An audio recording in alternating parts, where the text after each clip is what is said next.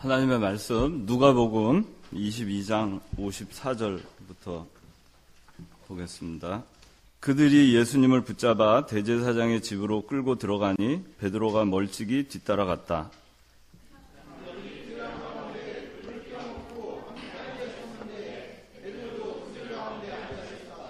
그런데 불빛을 향해 앉아있는 그를 보고 여종이 그에게 주목하며 말하기를 이 사람도 그와 함께 있었어요 하니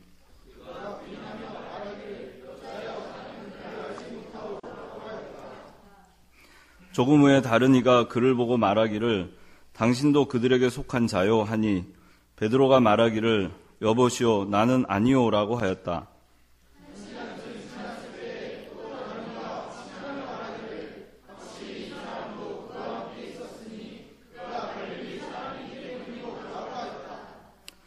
베드로가 여보시오 나는 당신이 무슨 말을 하는지 모르겠소 하면서 그가 아직 말하고 있을 때에 곧 닭이 울었다.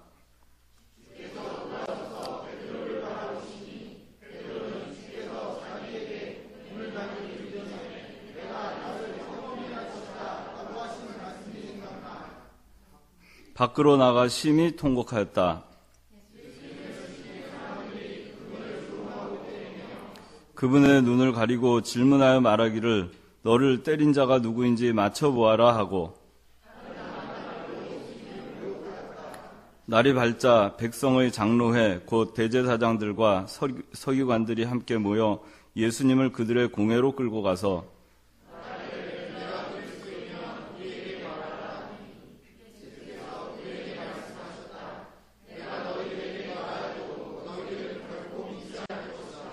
또 내가 물어보아도 너희들은 대답하지 않을 것이다.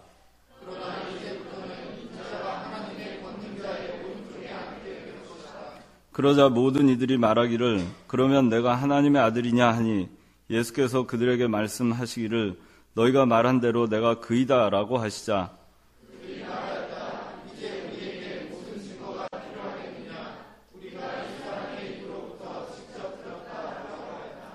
23절 무리가 다 일어나 예수님을 빌라도에게 끌고 가서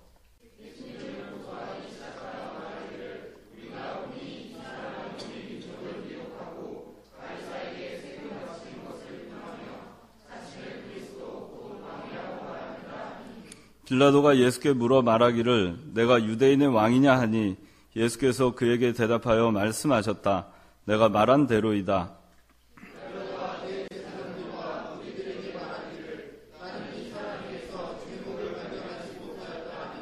그들은 더욱 강경하게 말하기를 그는 갈릴리에서 시작해서 여기까지 온 유대를 누비며 가르치고 백성을 선동하고 있습니다라고 하였다. 그는 예수께서 헤롯의 관할에 속한 것을 알고 그분을 헤롯에게 보냈는데 마침 그때 헤롯이 예루살렘에 머물고 있었다.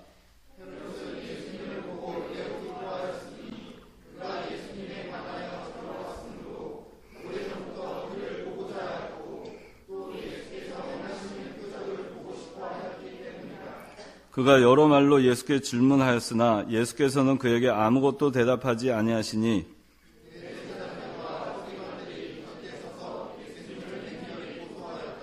헤롯은 그의 군인들과 함께 예수님을 모욕하고 조롱한 후에 화려한 옷을 입혀서 빌라도에게 돌려보냈다.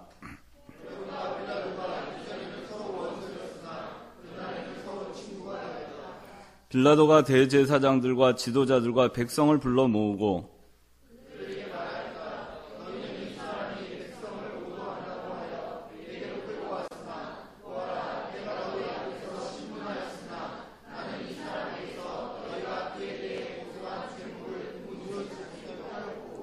헤롯도 죄목을 찾지 못해서 그를 우리에게 돌려보냈다. 보아라, 그는 사형을 받을 만한 아무 일도 행하지 않았으니 그러나 그들이 일제히 소리치며 말하기를 이 사람은 없애고 우리에게 바라바를 놓아주십시오라고 하였는데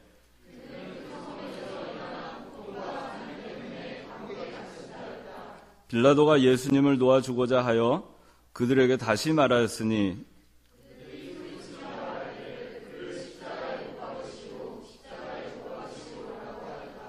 빌라도가 그들에게 세 번째 말하기를 이 사람이 무슨 악한 일을 하였느냐? 나는 그에게서 사형에 해당하는 아무 제목도 발견하지 못하였다.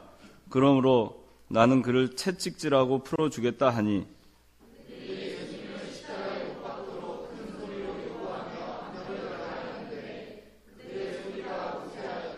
그러자 빌라도가 그들의 요구대로 하도록 판결하고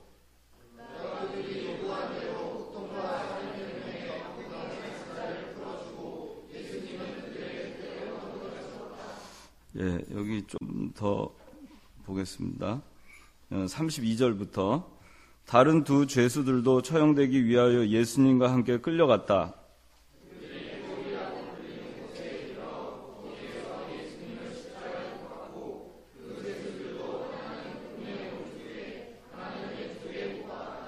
예수께서 말씀하시기를 아버지시여 저들은 자신들이 무엇을 하는지 알지 못하고 있으니 저들을 용서하소서라고 하셨다. 그들이 제비를 뽑아 예수님의 옷들을 나누었다.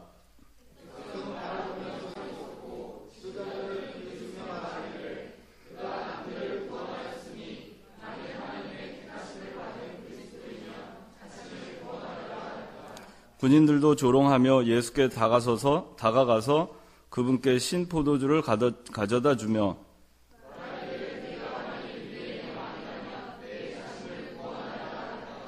예수님 위에는 이 사람은 유대인의 왕이다 라고 쓴 죄패가 있었다.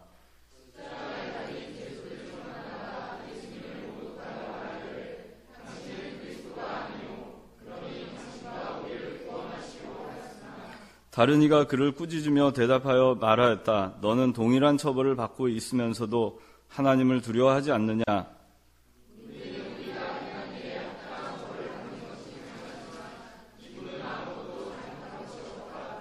또 그가 말하기를 예수님, 주께서 주님의 나라에 들어가실 때에 저를 기억하소서 하니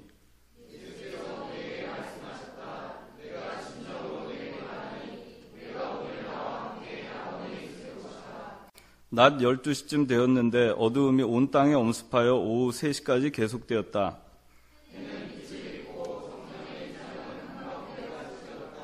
예수께서 큰 소리로 부르짖으며 말씀하셨다.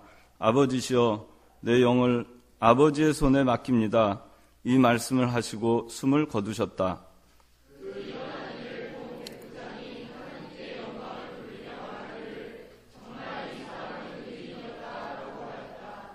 또 이 광경을 보려고 함께 모인 모든 무리들도 그 일어난 일들을 보고서 가슴을 치면서 돌아갔다.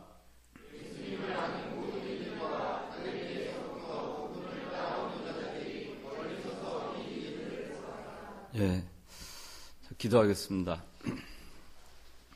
하나님 아버지, 은혜와 사랑을 감사합니다. 저희를 사랑하여 주셔서 저희의 모든 죄를 다 짊어지시고 십자가에 못 박혀 죽으심으로 저희의 모든 죄를 다 사하여 주시고 이제 저희가 하나님의 아들이 되고 하나님을 아바 아버지라 부를 수 있도록 은총을 베풀어 주신 그 사랑을 생각할 때 참으로 감사를 드립니다. 저희가 한 것이 너무나 없고 너무나 쉽게 이렇게 하나님 아버지 앞에 나아갈 수 있게 됨으로 인해서 저희가 그리스도께서 저희를 구원하시기 위해서 얼마나 많은 고통을 당하셨는지 저희가 잊어버릴 때가 많습니다. 하나님 아버지, 그리스도께서 저희를 얼마나 사랑하셨는지 저희가 다시금 되돌아보고 그리스도의 구속의 은총을 저희가 생각해서 저희가 정말 그리스도의 보혈의 값진 공로로 인해서 다시 살아났다는 그 확신을 가지고 그 얼마나 값진 것이라는 것을 저희가 생각하고 저희들이 그리스도께서 살려주신 그 생명, 저희가 그것을 값지게 생각하고 그 부르심에 합당한 삶을 살아갈 수 있는 저희들 되게 하여 주시옵소서. 오늘 이 시간 하나님 아버지, 그리스도께서 당하신 고난에 대해서 저희가 함께 살펴보고자 하오니 이 시간 하나님께서 함께 하여 주시기 원하옵고 예수님의 이름으로 기도드리옵나이다. 아멘. 네, 오늘 본문이 좀 길긴 했지만 그래도 언제 여러분들이 이렇게 또 읽어보겠습니까? 예수님께서 이번 주간에 예루살렘에 입성하셔서 이번 주 목요일 날이 되면은 예수님께서 이제 체포가 되시고 그리고 금요일 날 십자가에 못 박혀 죽으시는 그런 고난 주간에 해당을 합니다.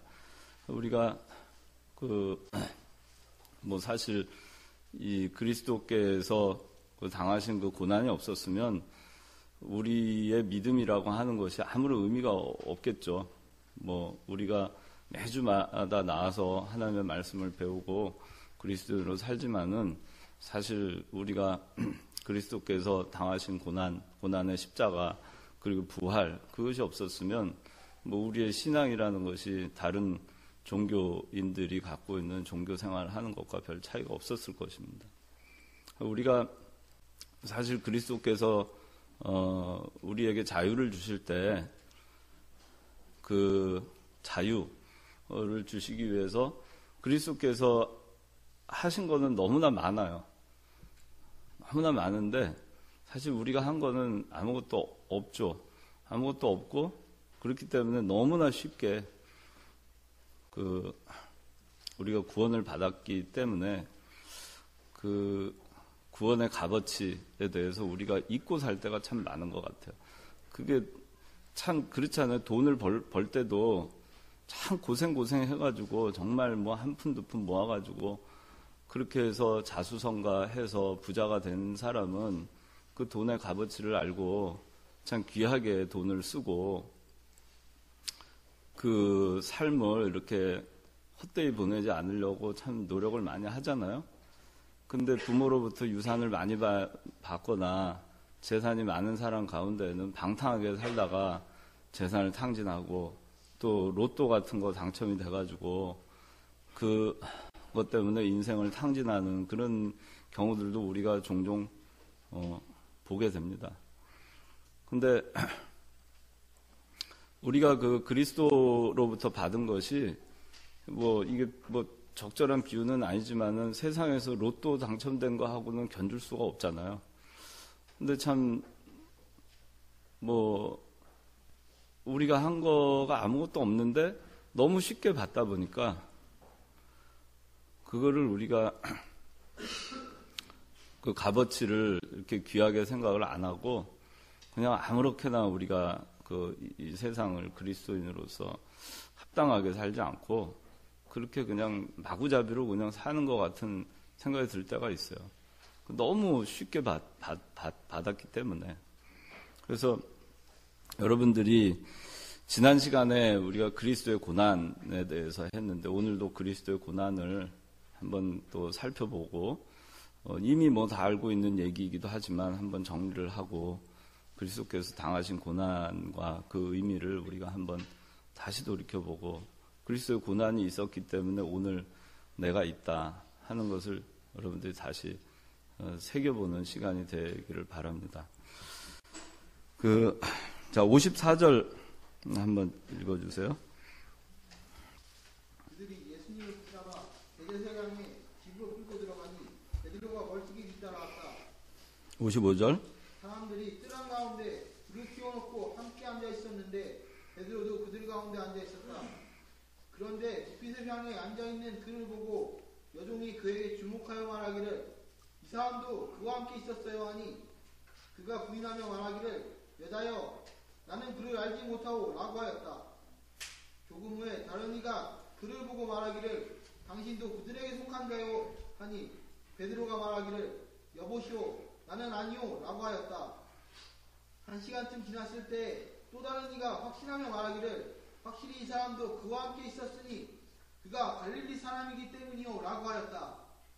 베드로가 여보시오 나는 당신이 무슨 말을 하는지 모르겠소 하면서 그가 아직 말하고 있을 때 곧 닭이 울었다.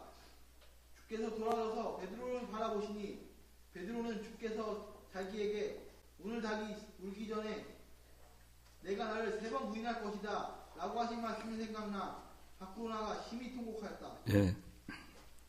여기 54절에 그들이 예수님을 붙잡아 대제사장의 집으로 끌고 들어가니 베드로가 멀찍이 뒤따라갔다 그랬습니다. 그 예수님께서 여러분들 한번 쭉 이렇게 생각을 다시 한번 정리를 해봅시다. 예수님께서 오늘이죠. 오늘 2000년 전에 오늘 예루살렘으로 들어가십니다. 그리고 이제 이번 주 목요일 날 제자들과 더불어서 최후의 만찬, 그리고 제자들의 발을 씻기시고 마가의 다락방에서, 그리고 가룟 유다가 나가고, 그리고 성찬 예식을 성찬 예식을 행하십니다. 그래서 가룟 유다는 성찬에 참여를 못했어요. 가룟 유다는 성찬에 참여를 못하고 가룟 유다 나간 다음에 11명의 제자들과 더불어서 예수님께서 성찬식을 하십니다. 그리고 나서 이제 베드로와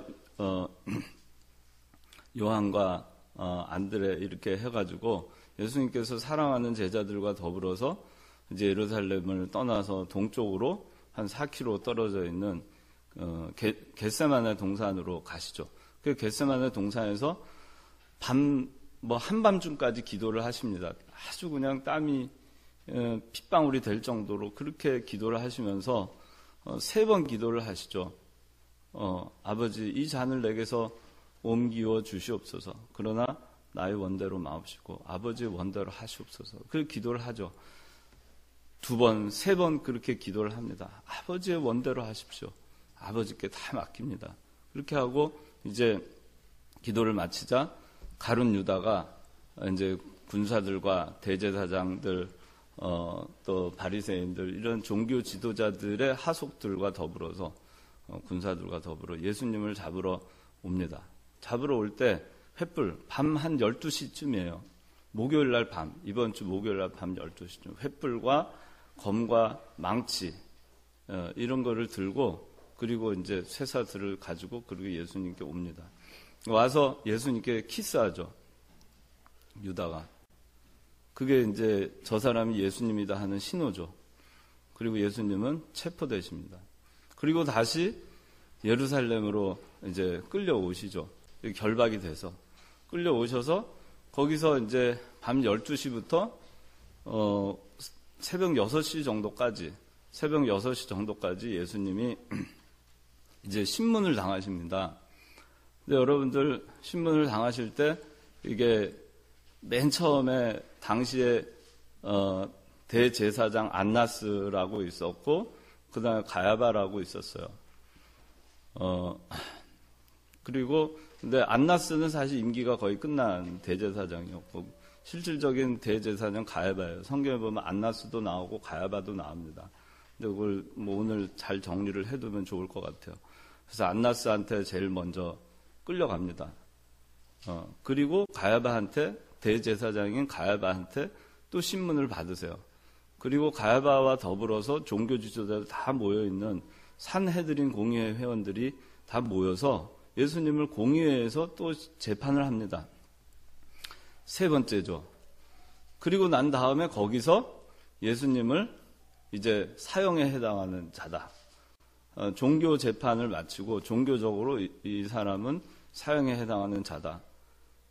그리고 이제 이 예수님을 자기네들이 이제 그 사형권이 없으니까 로마에 지배하에 있던 빌라도 총독의 관저로 데리고 갑니다. 예수님을 데리고 갑니다. 그래서 빌라도에게 1차 신문을 받으세요.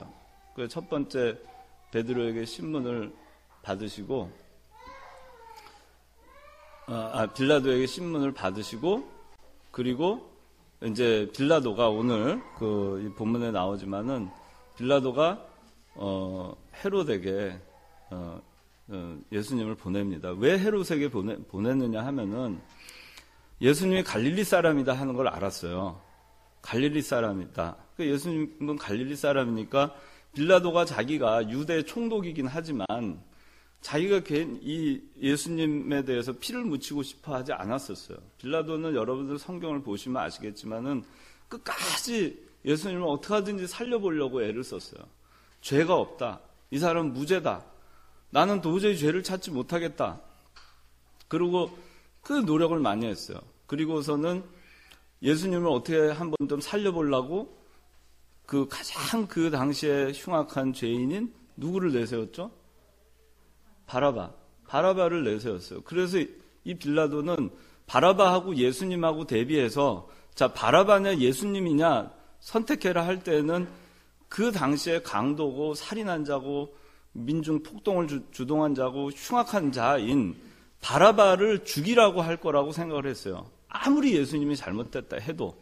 그러니까 예수님과 견져가지고 이 사람들이 바라바를 죽이라고 얘기하고 6월절에 살려줄 사람 예수님을 택할 거라고 생각을 하고 바라바를 내세웠어요.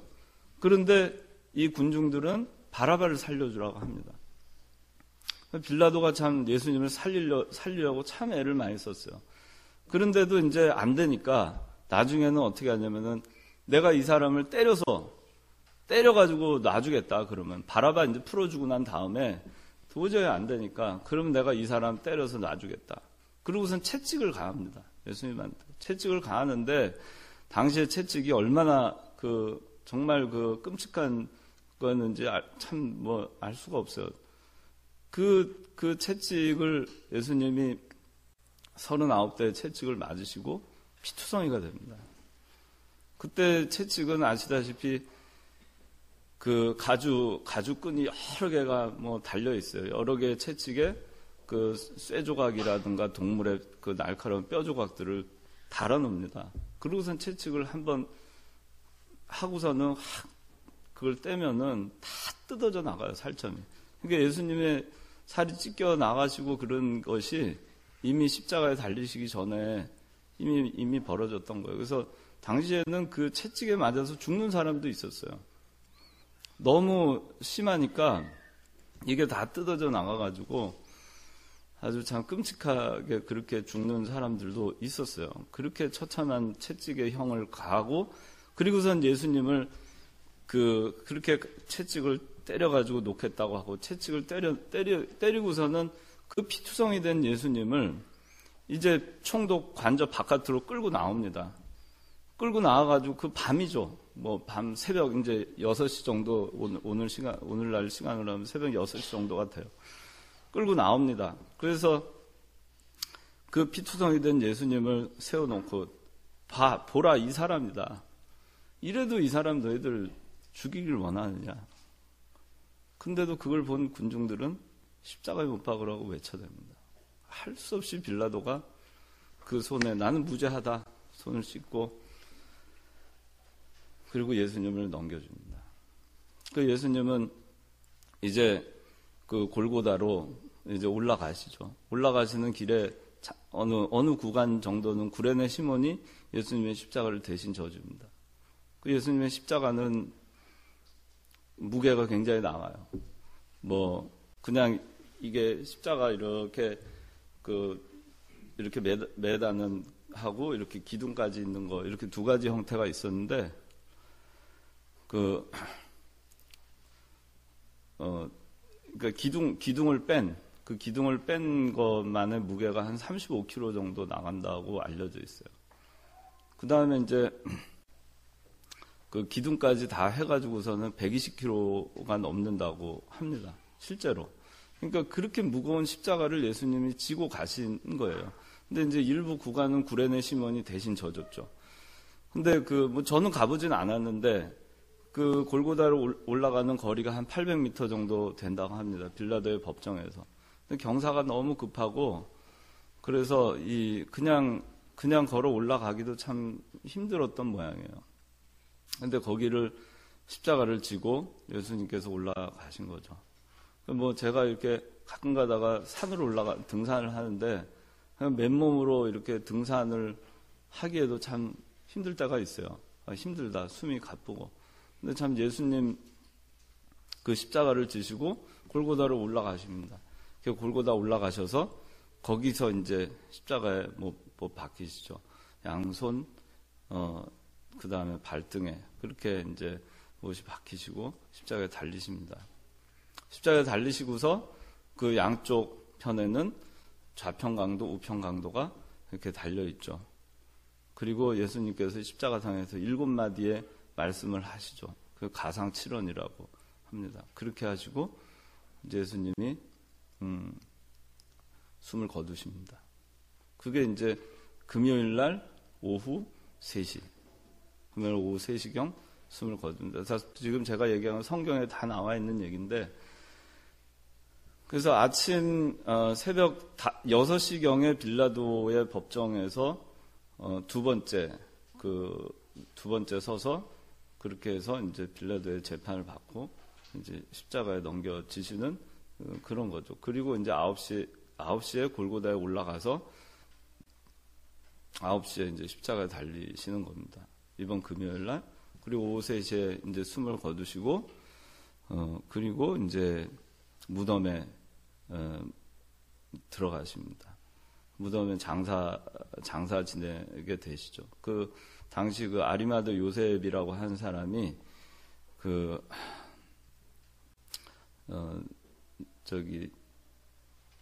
장사를 잘 이렇게 지내기 위해서 당시에 이렇게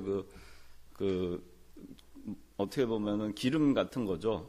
그래서 그 몸을 다 이렇게 세마포로 다 둘둘 마른 다음에 그거를 이제 그 한 100근 정도 되는데 34kg 정도 돼요. 34kg나 되는 엄청난 양의 그 기름으로 이렇게 다 둘러댑니다. 그게 이렇게 흐르는 기름이 아니고 굳어버리는 기름이에요. 그래서 그걸로 예수님을 다 이렇게 그 세마포로 싸서 기름으로 다 둘러서 어떻게 보면 뭐 하나의 그 누의 껍질 같은 거죠. 그런 식으로 이렇게 예수님 해서 무덤에 이제 장사를 지내게 됩니다. 그것이 이번 주 일어난 일이고, 예수님 숨을 거두신 금요일 날 오후 3시에 예수님 바로 강도 한 명과 더불어서 낙원으로 가시죠.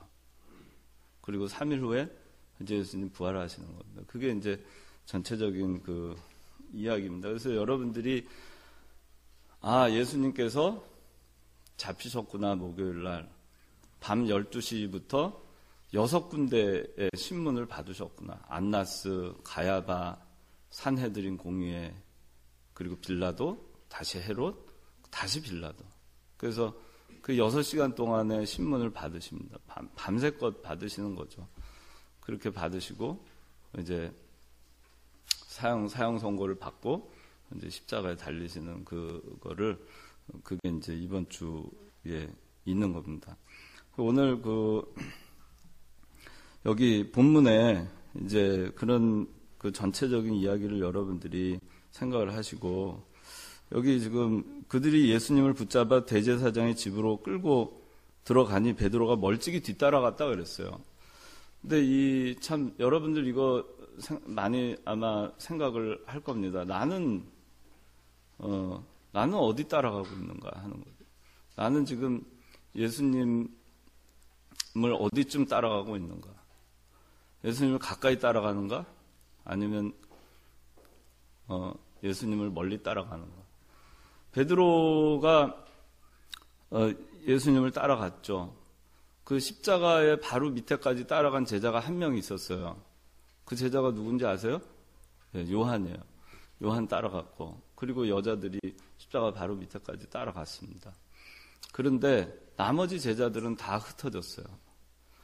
여러분들은 동일한 일이 벌어질 때 누구와 같은 위치에 있을 것인가? 그냥 흩어져서 도망가는 그런 부류에 있을 것인가? 아니면 베드로와 같이 그래도 예수님은 어떻게 되나 싶어서 그래도 멀찍이라도 따라가는가? 아니면은 십자가 근처까지 따라가는가 하는 거죠. 우리가 일상생활을 할 때 내가 지금 예수님과의 관계에서 어느 정도 거리를 두고 내가 신앙생활을 하는가 하는 거죠. 정말 가까운 거리에서, 예수님과 가까운 거리에서 내가 신앙생활을 하느냐? 아니면은 그냥 대충 멀찍이 그냥 적당한 거리를 두고 그냥 그러면서 내가 예수님의 제자이면, 예수님을 믿는 크리스찬이면서도 그냥 아닌 것처럼 또 긴 것처럼, 그것도 아니고 저것도 아닌 것처럼 그렇게 신앙생활을 우리가 세상에서 혹시 하고 있지 않은가 하는 거를 우리가 좀 생각해 볼 필요가 있어요. 정말 가까이 따라가는가?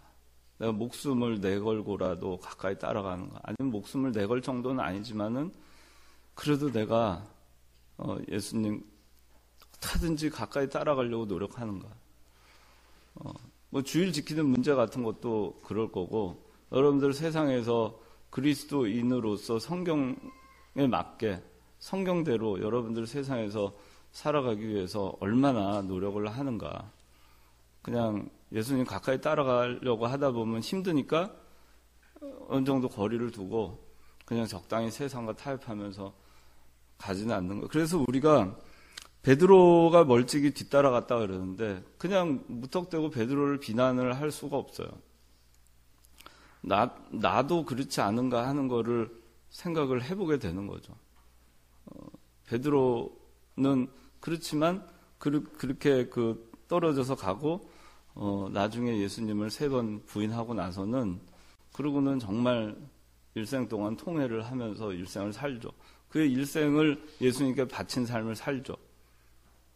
그 참 베드로와 같은 그런 회개가 우리한테 있는가? 그것도 우리가 좀 생각을 해봐야 될 것 같아요. 근데 오늘 이 본문을 보면은 좀 전에 얘기했지만 예수님께서 밤새도록 그 신문을 받으셨어요. 밤새도록 신문을 받았어요. 당시에 그 종교 지도자들, 유대인들 하나 예외 없이 예수님을 죽이기 위해서 혈안이 돼 있었어요. 그래서 이 종교 지도자들입니다. 종교인들입니다. 유대인들입니다. 그런데 밤새껏 예수님을 죽이려고 혈안이 돼 있었던 거예요. 그들의 목표를 이루었죠. 그런데 우리가 우리가 오늘날 신앙생활 할 때 밤새워서 우리가 하는 게 뭔가 하는 거죠. 예수님 밤새도록 끌려다니셨어요. 근데 예수님을 우리가 세상 일을 하느라고 밤을 새울 때가 있죠. 그렇죠? 방탕한 생활을 하느라고 밤을 새울 때가 있죠. 그냥 헛되게 그냥 하룻밤을 그냥 보낼 때가 있죠. 밤을 새우죠. 세상 일. 자기 즐거움을 위해서. 근데 우리가 그리스도를 위해서 밤을 새우는 적이 있는가? 우리가 밤을 새울 때 그리스도를 세상에 나가서 죄를 지으면서 밤을 새우고 그 사이에 그리스도를 못 박으면서 밤을 새우고 있지는 않은가? 우리가 정말 그리스도 때문에 그리스도를 위해서 내가 밤을 새워본 적이 있는가? 그리스도인으로 살기 위해서 내가 밤을 새워본 적이 있는가?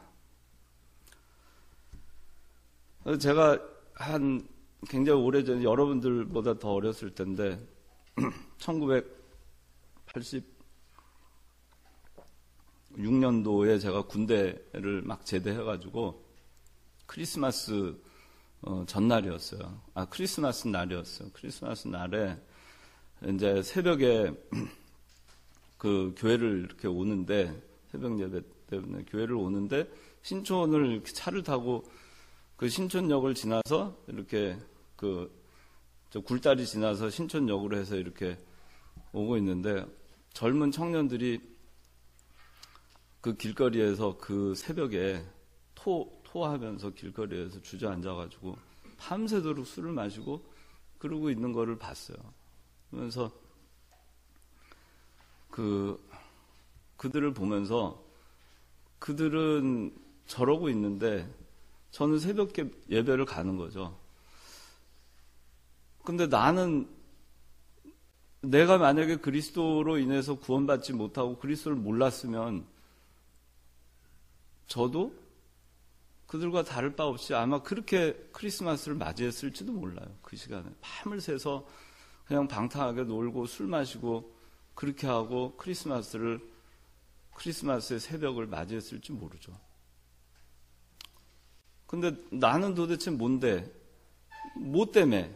내가 한 것은 없지만 그 나는 뭔데?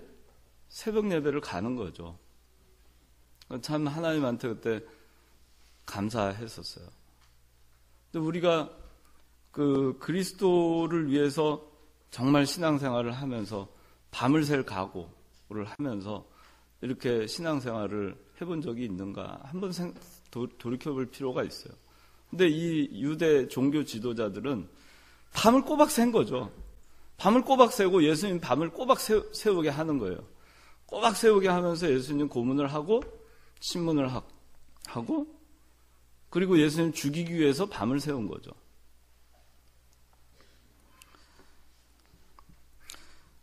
예수님께서 그 신문 받으실 때 예수님께서 계속 묶여서 다니셨어요. 그냥 이렇게 뭐 자유로운 몸으로 이렇게 다니신 게 아닙니다. 처음에 그 예수님 체포될 때부터 결박이 되셨어요. 요한복음 18장 12절 한번 봅시다.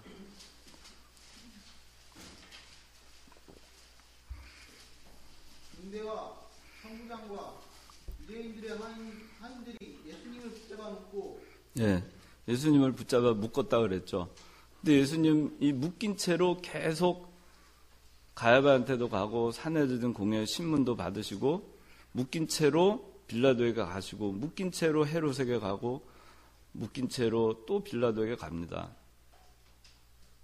그리고 이때 날씨가 어땠냐면 요한복음 18장 18절 한번 읽어보세요. 날씨가 추워서 종들과 하인들이 숯불을 피우고 서서 불을 쬐고 있었는데 베드로도 그들과 함께 서서 불을 쬐고 있었다. 날씨가 추웠다고 성경에 나와 있죠. 날씨가 추웠어요. 그리고 예수님은 쇠사슬에 결박돼 있었고 그리고 베드로는 불을 쬐고 있었죠.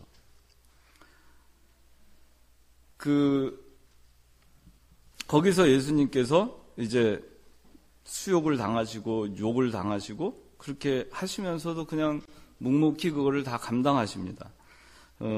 마태복음 26장 67절 68절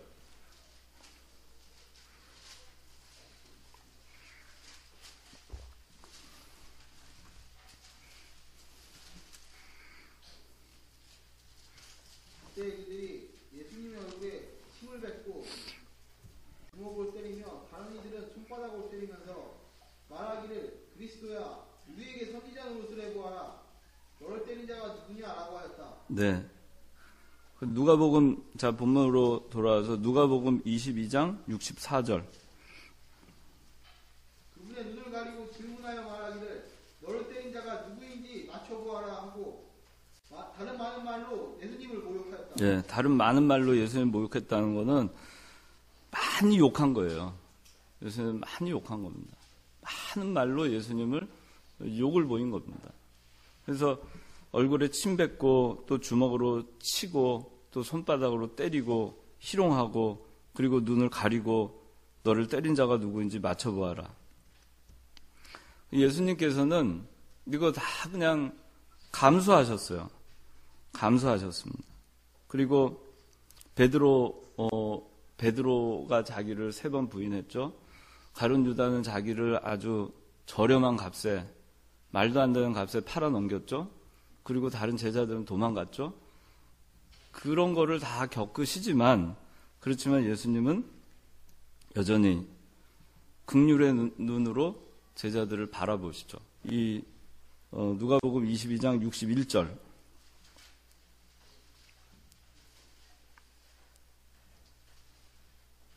61절 주께서 돌아서서 베드로를 바라보시니 베드로는 주께서 자기에게 오늘 자기 오기 전에 내가 나를 3번 부인할 것이다 라고 하신 말씀이 생각나 밖으로 나가 심히 통곡하였다. 네, 예수님께서 베드로를 바라보시죠. 베드로가 예수님 부인할 때 베드로를 예수님 바라보시죠.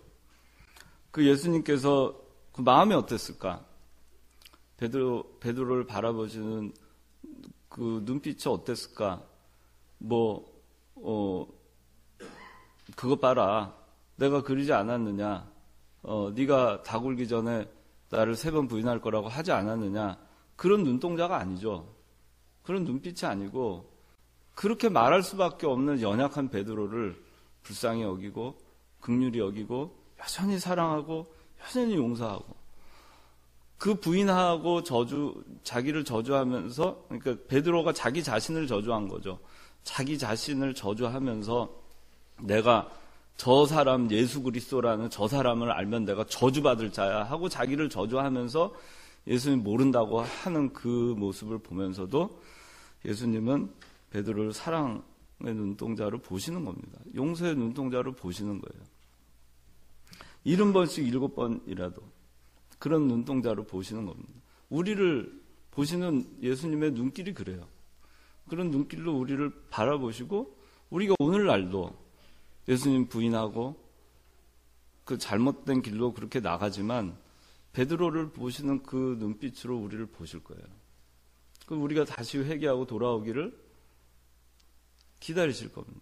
베드로가 밖에 나가서 통곡하고 그리고 회개를 한 것 같이 그 베드로의 통곡의 회개를 기다리시면서 우리도 똑같은 죄를 저지를 때 예수님을 모른다고 부인하면서 세상을 살아갈 때 예수님께서 그런 눈길로 우리를 보시고 우리의 회개를 기다리실 거예요.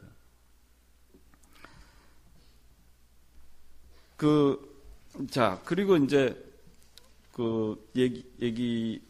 아까 얘기한 그 가운데 이제 빌라도에게 가고 그 다음에 헤롯에게 갔다가 다시 빌라도에게 가서 마지막 이제 신문을 받으시죠. 마지막 신문을 받으시고 아까 얘기한 대로 이제 바라바냐 그리스도냐 거기서 이 무리들은 예수님을 택하지 않고 바라바를 풀어주기를 그렇게 구하죠. 그렇게 구하고 이제 바라바는 풀려납니다. 자, 여기 우리가 세 가지 부류의 사람들을 여기서 또 생각할 수 있어요. 빌라도라고 하는 사람, 그 다음에 군중들. 자, 이제 재판은 끝났습니다. 예수님 십자가 못 박기로 이제 다 했고, 예수님 채찍에 맞으면서 이제 십자가를 지고 올라가시는 거죠. 빌라도, 그 다음에 종교 지도자들, 그 다음에 군중들, 거기에 있었던 그 많은 무리들, 그 세 부류의 사람들이 어떤 사람들인가 하는 거죠. 그 사람들은, 왜 예수님을 십자가를 못 박으려고 그렇게 안달이 나서 그렇게 했을까? 자, 종교 지도자들부터 한번 봅시다. 요한복음 11장 47절에서 50절. 종교 지도자들이 왜 그랬는가? 그러자 그의 집사람들과 바리새인들이 공회를 소집하고 말하기를 이 사람이 많은 표적을 행하는데 우리가 어떻게 해야 하겠느냐? 우리가 그를 이대로 둔다면 모두가 그를 믿을 것이고 로마인들이 와서 우리의 땅과 민족을 빼앗을 것이다 하니. 네. 자, 이 내용을 여러분들 잘 기억하세요. 종교 지도자들의 관심은 그때 당시에 유대교는 로마는 통치를 할 때 그 지역에 있는 종교를 그대로 인정을 해줬어요. 그래서 그거에 의해서 통치를 받을 수 있도록 그렇게 했어요. 그런데 만약에 예수 그리스도로 인해서 밀란이 일어나거나 폭동이 일어나거나 그렇게 됐을 때에는 로마에 있는 사람들이 이 유대 종교 지도자들에게 준 그 권위에 대해서 문제를 삼을 것을 두려워했던 겁니다. 결국에는 자기네들의 그 권세가 흔들릴까봐 그 권세를 유지하기 위해서 예수님을 죽인 거예요. 자기네들이 권세를 잃을 걸 두려워한 거죠. 성경에 나와 있잖아요. 그걸 두려워하니까 예수님을 어떻게 하든지 죽여야 됐던 거죠. 없애야만이 자기네들의 권세를 유지를 할 수 있었던 것입니다. 그럼 군중들은 왜 그랬을까? 마태복음 27장 20절.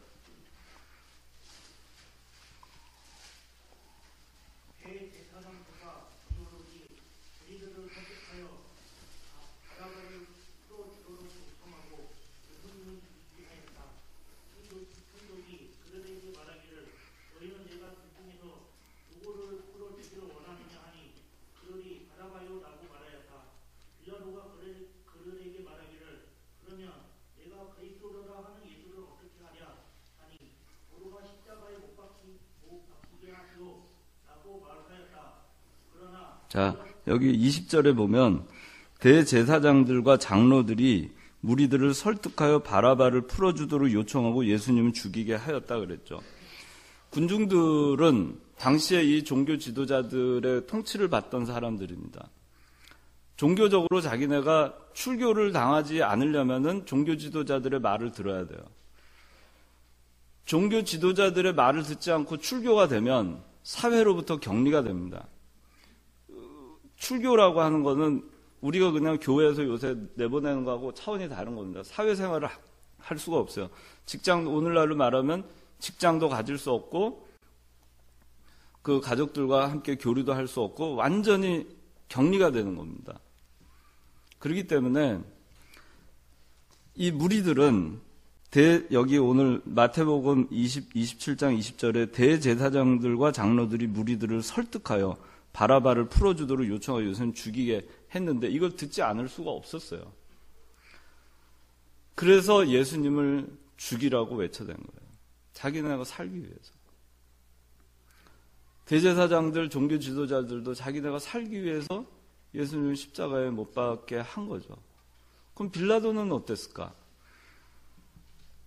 자, 빌라도 요한복음 19장 12절.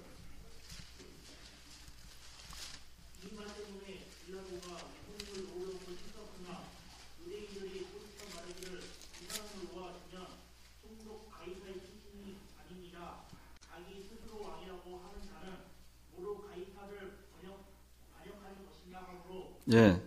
자, 이 사람들이 이제 마지막 재판을 빌라도가 할 때, 빌라도가 계속해서 이 사람은 무죄다 하고 살려주려고 하니까 외쳐대죠. 유대인들이 소리쳐 말하기를 이 사람을 놓아주면 총독은 가이사의 충신이 아니다.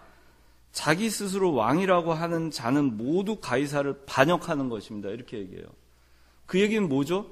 빌라도가 가이사를 반역하는 예수를 풀어주면 빌라도 당신도 가이사의 충신이 아니고 가이사를 반역하는 자입니다라는 거죠. 그렇기 때문에 빌라도도 자기가 살기 위해서 예수님을 죽게 한 거예요. 다 자기가 살기 위해서 예수님을 십자가에 못 박은 거예요. 자기가 살려고. 근데 이것도 또 우리가 오늘날 우리가 이 사람들보다 또 난 게 있는가? 우리는 오늘날 우리가 좀 세상에서 좀 살아보려고, 좀 내가 좀 살려고, 좀 세상에서 좀 더 잘 살아보려고 예수님 십자가에 못 박는 행동을 우리는 하지 않나? 우리는 정말 안 하는가? 모두가 자기가 살기 위해서 예수님을 죽였지만 예수님은 자기가 살기 위해서 자기를 죽이는 그들을 위해서 예수님은 죽으셨어요. 오늘날도 마찬가지죠. 우리가 살기 위해서 예수님 십자가에 못 박죠. 세상에서 우리가 살기 위해서 예수님 못 박는 행동 많이 하죠. 십자가에 못 박는 행동 많이 하죠. 그렇게 하는 우리들, 살기 위해서 예수님 십자가에 못 박는 우리들을 살리기 위해서, 진짜로 우리를 살리기 위해서 예수님이 십자가에서 못 박히시는 거죠. 자, 예수님이 이제 그 사형 판결을 당하시고, 그리고 군병들이 군대를 모으고 옷을 벗기고 예수님 자색 옷을 입히고 가시관을 씌웁니다. 우리가 예수님한테 가시관 씌울 자격이 없죠. 예수님한테 영광의 면류관을 우리가 씌워도 시원찮은데 우린 예수님 머리에다 가시관을 씌웠어요. 그리고 그 가시관은 우리가 써야 됐을 가시관이었죠. 그 예수님 침 뱉고 갈대로 그의 머리를 치고 이제 사형 판결을 난 다음에 있었던 일이에요. 희롱을 하고 홍포를 벗기고 그리고 십자가에 못 박으려 끌고 나갔다고 성경은 얘기하고 있습니다. 끌려 나간 거예요. 그리고 이제 골고다로 올라가시고 십자가에 못 박혀 죽으십니다.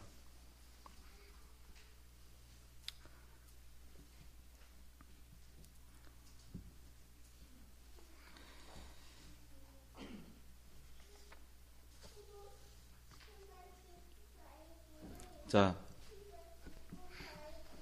우리가 오늘 그 예수 그리스도께서 우리로 인해서 당하신 고난에 대해서 이렇게 살펴봤어요. 살펴봤는데 사실 이 예수님을 십자가에 못 박는 과정, 그러니까 예수님께서 겟세마네에서 체포될 때 도망갔던 제자들, 또 멀찍이 예수님을 따라갔던 베드로,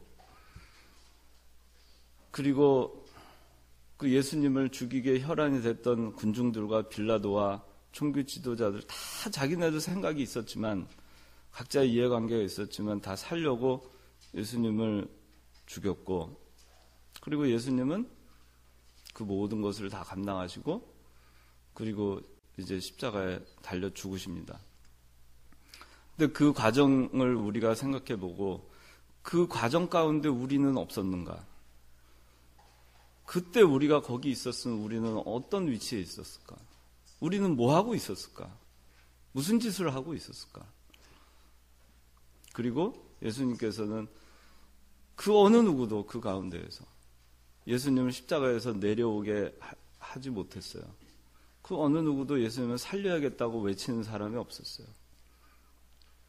그리고 그 사람들을 위해서 예수님께서 죽으셨다는 것. 그리고 그때 그 자리에 있었던 자들과 우리가 사실 다를 바가 없었다는 것. 우리가 생각을 하고 이번 한 주간에 우리가 그 고난주간 가운데에서 나는 어디 있었을까? 그걸 생각하고 그때 그 상황에 있었을 그 위치에서 여러분들이 돌이키고 회개하고 하는 그런 한 주간이 여러분들 되시기를 바랍니다. 그리고 그 한 가지 그 예수님께서 이 십자가에 못 박혀서 숨을 거두신 그 날은 금요일이에요.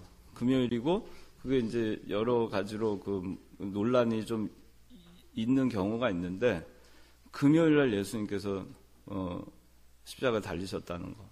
그리고 그 다음 날은 유월절이었다는 거. 유월절. 그리고 유월절과 당시에 그 안식일이 겹쳤다는 거. 그 여러분들이 기억하고 계시고 그 당시에 그 유월절은 절기상으로 유월절은 보름이에요. 보름달이 뜨는 날이에요. 보름달. 그래서 15일 그 보름달이기 때문에 오늘날 그 유월절을 지킬 때 그걸 이제 예수님께서 십자가에 죽으신 날 그날부터 3일 만에 예수님 부활하신 걸로 하잖아요.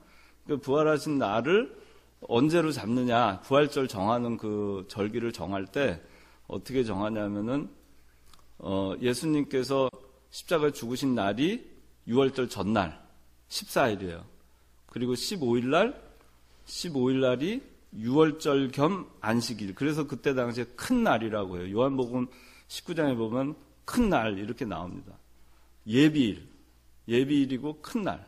그래서 큰 날은 유월절과 안식일이 겹치는 날이 큰 날이에요. 그래서 그때 당시 예수님께서 십자가에 달리신 날 다음 날이 큰 날이었어요.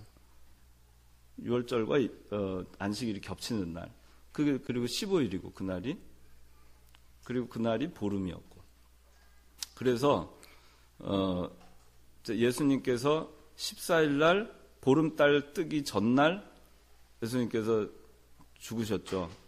그 다음에 15일 날 유월절이면서 안식일인 그날, 보름달인 그날을 지나시고 안식 후 첫날인 그 다음날 새벽에 예수님 이미 부활하셨어요. 그래서 안식 후 첫날 예수님 부활하셨다고 얘기를 하죠. 그런데 안식 후 첫날인 그날, 그러니까 15일 날 밤, 그리고 16일 날 새벽에 예수님 부활하신 건데 16일 새벽에도 여전히 보름달이 떠 있었어요. 그래서 우리가 그 부활주의를 정할 때 충분히 지난 첫 번째 만월, 기억을 해두세요. 충분히 지난 첫 번째 보름 지난 첫 번째 주일, 그걸 부활주일로 정합니다. 근데 만약에 그 예수님께 보름달인 날이 춘분 지난 첫 번째 주일날이 보름달인 날하고 겹치잖아요. 그런 그날을 부활주일로 지키는 거예요. 왜냐하면 예수님 여전히 보름달이 떠 있을 때 부활하셨기 때문에. 이거는 그렇게 여러분들 기억하시면 될 것 같아요.